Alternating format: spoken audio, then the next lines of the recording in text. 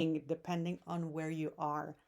I'm Dr. Jessica, and this overview video will focus on some of our general course policies.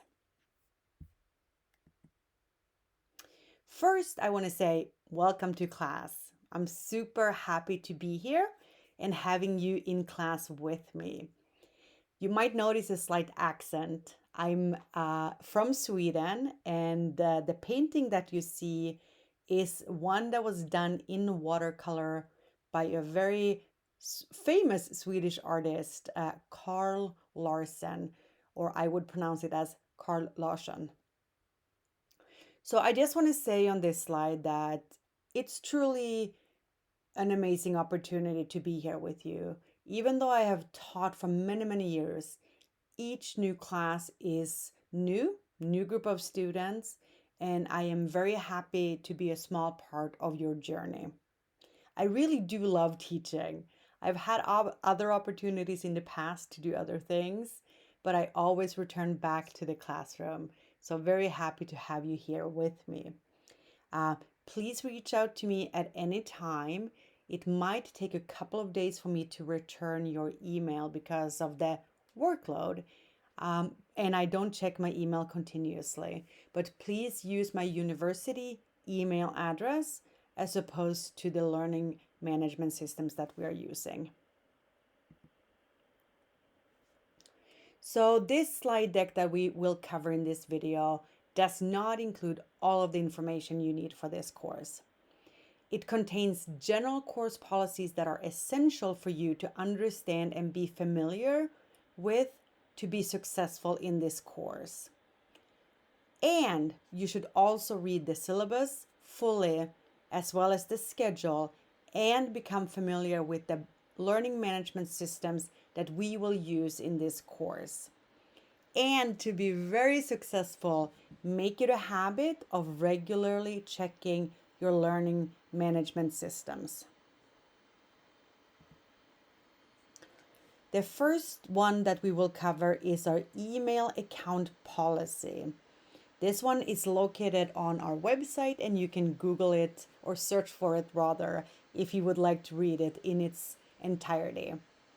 The email account policy covers both students and employees, and it indicates that our university email, the one that we get when we become associated with our university, is our official email account.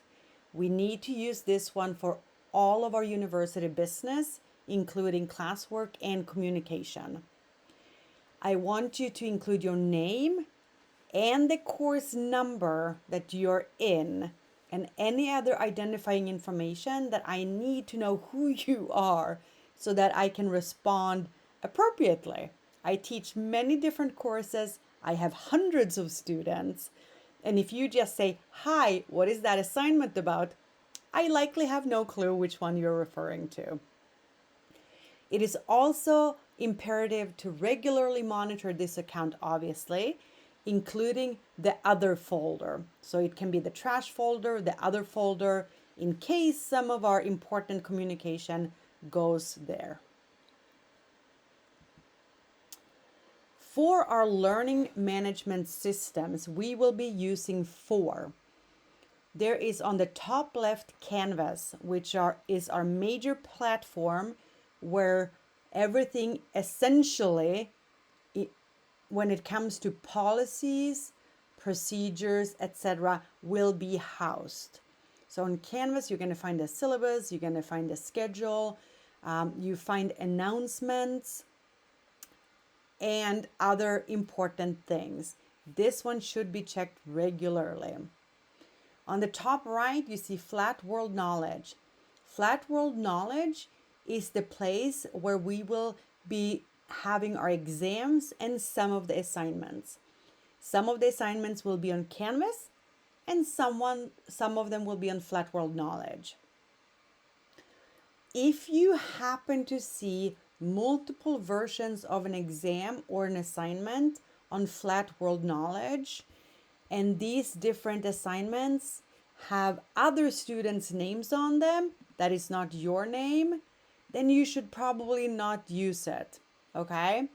So if there's an exam, I always forget how slow my pen is when I'm in recording mode. So if there's an exam or an assignment that does not have your name on it, do not take it. If there's any confusion at any point in time, please ask me.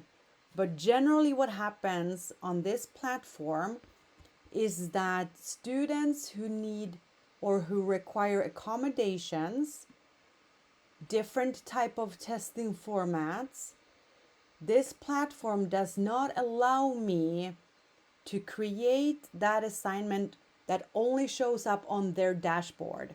FlatWorldKnowledge does not have one dashboard for each student. It only has one centralized dashboard that includes every assignment and every exam. So if you take exam 1 and you see 4 different versions of exam 1, and 3 of those versions have other students' name on them, you don't need to worry about them. Just take the one that says exam 1 and you should be fine. This video you're viewing is on YouTube. I do have a channel where I will pre-record or have pre-recorded videos for our lectures. Pursue them at your own time. We may also include some TED Talks. Sometimes they will show up on the YouTube platform, sometimes on ted.edu.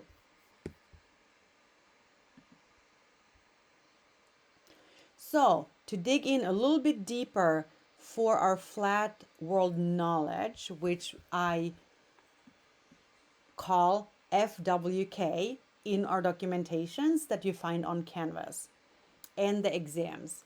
So as I mentioned, this is where you will find your assignments as well as your exams. Other assignments may also be posted on Canvas. You need to check both frequently and regularly. For the exams, the types of questions that may be included are multiple choice, true, false, matching, fill in the blank, or any other version of that, or similarities, or closely related question types. The exams that we will be having in this course can be taken open book, open note. So you do not have to close your books. You can reference your books. You can reference the web if you think that that is helpful to you. What I have found in the past is students that do not study and just show up with an open book, an open exam, will not do as well. You depend on that open book for the exam, but the exam is not that simple. And so for you to be able to find the exact right answer when you need it, it's a chance, it is a risk. So personally, I would study for the exam and rely more on my studying than on the open book. And I'm speaking from experience. I have had open book, open exam, open book, open notes for exams when I was an undergrad, and I never did as well because there's so much material and it's impossible to find exactly what you need at that point in time. I will also mention right here that our exams will be timed, okay? So you do not have all the time in the world to find the right answer. But if you study and then you get stuck somewhere, then that would be a good time for you to open your book or to look for the answer somewhere to just verify your first gut feeling or what you think the answer is. Number 3, it is not worth talking to other students while you take the exam. I know it's very tempting to sit in a group and do the exam to collude. However, you should know that the exam is dynamic. Every student will get a random order of questions and a random order of answers. And considering that the exam is timed, as we already talked about, it is unlikely that sitting with students will be helpful, with other students will be helpful. And of course, who knows if they know the material better than you do? They might not. I would trust myself on this one. Once the exam is finished, your score will be displayed immediately. Your score will be displayed immediately. All of your scores, including assignments, will be displayed immediately on FlatWorldKnowledge. When they are displayed, you know what you got, right? Eventually, towards the end of the semester, I will transfer your grades to Canvas for grade calculation purposes. But during the semester, you will find your scores as well as your grades on this platform. Okay? A couple of weeks, it's probably a handful of days rather, after the exam is closed, it will be opened back up so that you can review your answers. So if you want to look at your answers and study from it, you can do that. The reason why we're keeping it closed for some period of time after the exam is that sometimes there is an emergency where a student is covered by our absence policy and they will be taking the exam or the assignment at a later point. And so I do not want the answers out in the open before everyone has taken that. So your score as well as your grades for all of your exams and your assignments will be available on FlatWorldKnowledge. And so we will know that going forward. Eventually they are covered or will be transferred rather to Canvas, but you should check with this website first, this platform first. All right, looking here for my slide. There we go. Our campus, our university has an honor code, and we should be familiar with it. And I'll read it. As proud members and reps of our community, we commit ourselves to actively promote honesty, integrity, respect, and care for every person, ensuring that we have a welcoming campus environment, and we should be striving to help every member of our family so that they can feel a strong sense of belonging. We will, number 1, promote an inclusive campus and community. 2, listen and respect each other's thoughts, interests, and views. We listen to other people. We respect them even when they differ. We absolutely value diversity, and we're here to learn from each other. 4, engage daily with mutual trust, care, and integrity. Always give the benefit of the doubt. 5, support a culture of honor and adhere to campus policies for honesty, ethics, and conduct, some of which we are covering in this video. 6, be proud to be university members. We are all excited to be here, and we are wanting you to also be proud.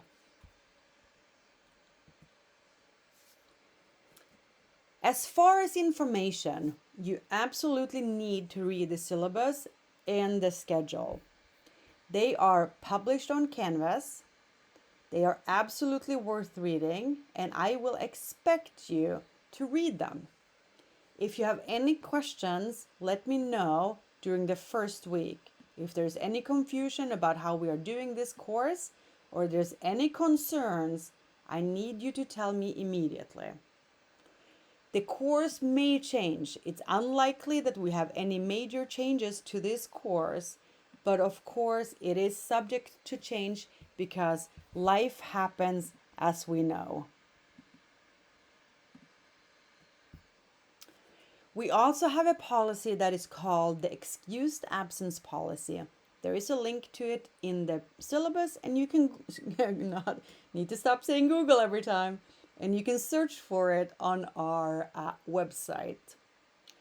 And it tells us that exceptional circumstances, such as serious illness, if there's an unfortunate death in the family, university approved events, government required activities, employment beyond students' control, or other serious compelling reasons, the faculty needs to make a reasonable accommodation. It doesn't mean that I or anybody else have to accommodate you the way you want it or the way you think we should. A reasonable accommodation means within the scope of this course and within the scope of me as a professor and you as a student, it needs to be a reasonable accommodation. Employment might mean that you get a training that you didn't know about and it's coming up on during our course meeting. That would be an excused absence. The fact that you have scheduled work every time we're meeting is not, because that's a schedule that is set that you can communicate with your employer with. And then it becomes a choice for you. Do I go to work or do I go to class? And that is your choice that you will own. So something that is employment beyond a student's control is sort of a one-time unique thing. If you're in a situation where you have an excused absent situation, what we want to do is send me an email, okay? It needs to be an email and it cannot go over Canvas because it will get lost. Send me an email. My email is on the syllabus. You need to include documentation because these excused absent situations need to be verified. So here are some information. You should tell me what happened. If it's not obvious, then please describe it. If there's a document attached that you need to share with me and it is not in English, it must be translated. Unless it's Swedish, I do understand Swedish. Include dates, timestamps. If you send me screenshots, if there's a document that's attached to travel, they need to have dates and timestamps, locations, and any other information that I need to know about this situation so that I can verify that it was an absence that was not preventable. The policy says that the student should notify the faculty prior to the event. So notify me prior to the event. Of course, if it's an emergency room visit or something similar, we understand that you may not be able to do that, right? Sometimes you may, sometimes you may not. And if that is the case, as soon as possible post-event, please contact your professors. And lastly, fourthly, please make yourself familiar with this policy in its entirety. Alrighty, moving right along. So this is a hybrid course. And what that means is that we will meet in a variety of ways. And these variety of ways, they include face-to-face synchronous meetings. So synchronous means at the same time. So we are meeting face-to-face and we're doing that in the classroom. Okay, this one is not. So we might do that in the classroom and we might also do that virtually. And we typically use Zoom. So right now we tend to use Zoom, but that can change. So we might just say virtual meetings.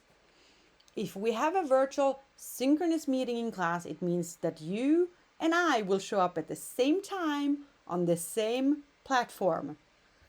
When that happens, please make yourself comfortable. Reduce any distractions as much as you can. When I'm at home, sometimes I get distracted, I get it. But we're here to try to learn. So reduce them as much as we can. Please, please, please turn on your video camera if you're able. If you're not able, please notify me. Let me know that you are not able at that point to turn on the video. Make sure that you have the right name. Sometimes we log in from somebody else's account. Make sure that your name is visible and it's the right name so I know who is in the classroom. If I see names I do not recognize, I will ask. Make sure you have something to write with. Pen and paper are still great tools. Love them. If we use a PowerPoint slide deck, we don't always, but if, then I will post them after class at the latest, not always before class. Any meeting that is virtual will be recorded. Any meeting that's virtual will be recorded. However, they are never shared and not uploaded. If you ask me to see it because you missed class, I will not be able to share them with you. Closed captioning will be available to the extent that our technology allows us, right? So this is actually tech dependent. So what happened for today, I was supposed to use the closed captioning or the subtitles that come with PowerPoint, and it did not function on my end, even though I've used it many times in the past. If you plan to not be at the computer when we are in a class meeting synchronously at the same time, please do not be there. If you plan to log on and then walk away, please just close it down, okay? I call on students, I talk to students, and if you're not there when I call on you, I will just assume that you are not there. And so I would rather just not have an empty screen in the classroom. Academic dishonesty. At this point in time, we know we should not cheat and we should not plagiarize. And so this is the policy to that extent. Everything that we are doing in this class that you're turning in, we will be checked by plagiarism software, everything you're turning in. So if you're plagiarizing yourself from an earlier paper, we will know that. They tell us, okay? They also tell us the source from where you're taking things. So please do not do that. If something is happening, we are bound to report it to Central University. So there's lots of ways that you can earn points in this class. Do not be dishonest. That will not help you in the long run when you get out in the workforce and really should have some knowledge in the brain. Okay. Any confusion at any point in time about what is okay and what is not, ask me. If I don't know, I'll try to find the answer. And of course, we have policies that you can search for on our website, and those should be read as well. We will talk a lot in class. Students tend to ask me advice on a lot of different things. I have a colleague that my workplace is such that this project that is coming up, we are super toxic, my culture is bad, etc. I get asked so many questions from students who are trying to navigate work. I happily answer them all. However, please do know that these are only learning experiences. Any conversations are learning experiences. They are not advice. I don't give legal advice. I don't give management consulting advice in my classes. I consult maybe on the outside, but I don't do it in the classroom. And so we are just conversing for your learning experience, even though it might be an actual situation. As far as tech, just know that as a student, you're responsible for having the hardware and the software and the internet access to be able to participate fully in this hybrid class.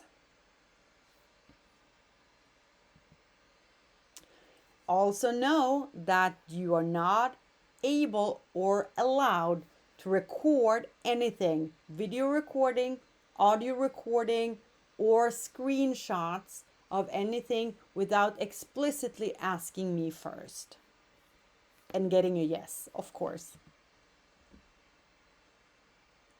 Some reminders and tips. Ensure that you check your email and all of our learning platforms. It's a lot to track, so having a good system for organization is key. Communicate with me ahead of time for anything. I tend to get bombarded during the last week of class or the finals week, and typically there isn't much we can do at that point. Week 3 or week 7 are much better. If you have any questions regarding the course, please let me know by the end of the first week. And of course, continuously for things as they come up in the course of the semester. But regarding our documents, that should be read right now. If that is not true, I will assume that you know how this class works and are comfortable with this format. So with that, welcome aboard. I'm happy to be here and we're going to enjoy some weeks together. Take care, be safe.